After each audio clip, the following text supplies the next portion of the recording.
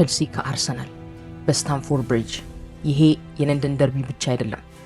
ይሄ የሰሜኑ ትልቁ ክለብ አርሰናል ከምዕራቡ ትልቁ ክለብ ቼልሲ ጋር የሚያፋጥጠው ነው። ይህንን ጨዋታ ያሸነፈ ለቀጣይ 6 ወር ያለምንም ማጋነን የማካበድ የመለፍለፍ ብቃት አለው፣ መብትም አለው። ለንደን ቀይ ናት ወይስ ሰማያዊ? ያው ነጭ እንደማትሆን ይታወቃል። ምክንያቱም 4-1 አሸንፈናቸዋል ቶተንሃሞች ዝም በፉልሃም እንዲሁም ተገርፋቸዋል በሌላው የለንደን ክለብ። በዚህ ማሊያ እንግዲህ በቀዩና በሰማያዊው ብዙ ተጫዋቾች ተጫውተው አልፈዋል።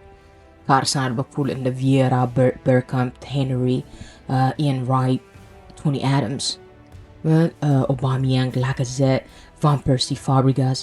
በቼልሲ በኩል ደግሞ ላምፓርድ፣ ቴሪ፣ ድሮግባ፣ የአርሰናል አስፈሪና በጣም ምንፈራው አጥቂያቸው ድሮግባ፣ ላምፓርድ፣ ሃዛርድ፣ ማታ፣ ብዙ ተጫዋቾች ተጫውተው አልፈዋል።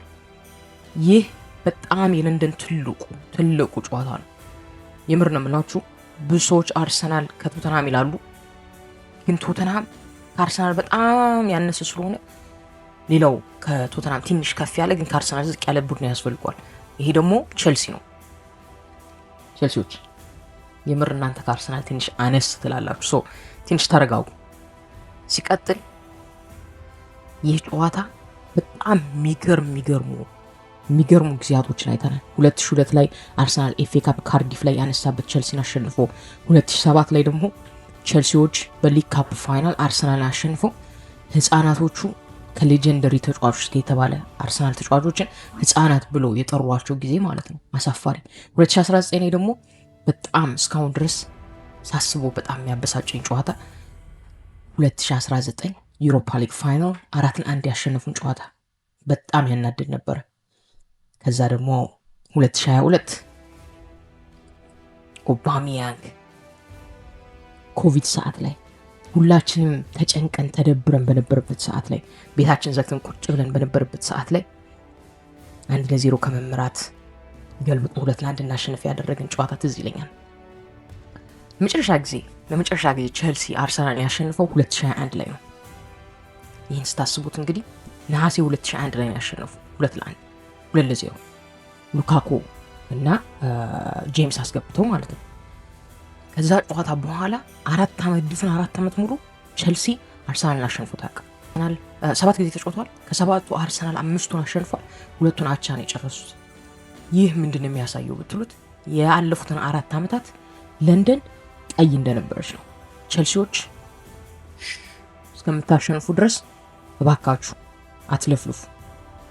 ነገ ደግሞ ማለት ዛሬ ደግሞ እንቀጠቀጣችኋለን። ለንደን ሁሌም ቀይ ናት። ቀይ ነበረች፣ ቀይም ትሆናለች፣ ወደፊትም ቀይ እንደሆነች ትቀጥላለች። ግን ወደ ዋናው ነገር ስመለስ ቼልሲ አርሰናልን ካሸነፈው 4 ዓመት ሆኖታል። 4 ድፍን ዓመት።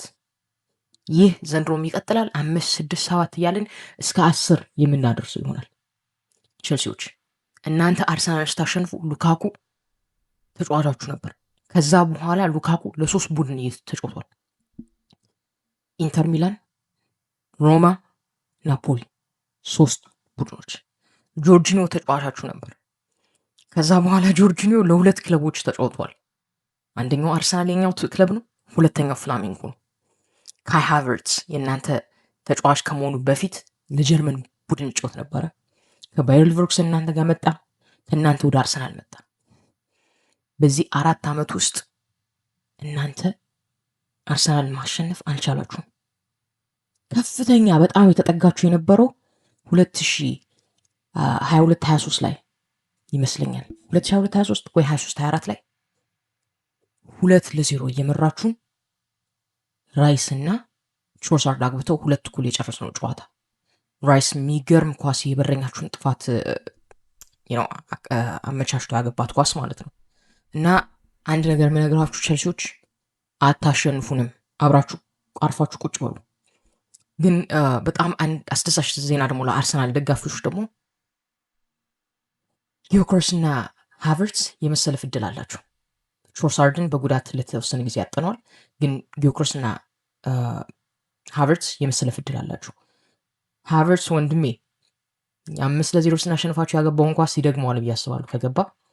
ለማንኛውም ይህ ይመስላል እንግዲህ አጠር ብላ ስለ አርሰናልና ስለ ቸልሲ አንዳንድ ነገር መተንፈስ የፈለኩትን ነገር ነው የተናገርኩኝ። እናንተ ማን ያሸንፋል ብላችሁ ታስባላችሁ? ያን ያሸንፋል ብላችሁ ትገምታላችሁ? የምትገምቱን ውጤት ኮሜንት ላይ ማስቀመጣችሁ እንዳትረሱ ባካችሁ። እናንተ ሰብስክራይብ ባደረጋችሁን ቁጥር ይህን ቪዲዮ የመስራት ሞራል ይነሳሳል። ሰብስክራይብ ማድረጋችሁ እንዳትረሱ። አመሰግናለሁ።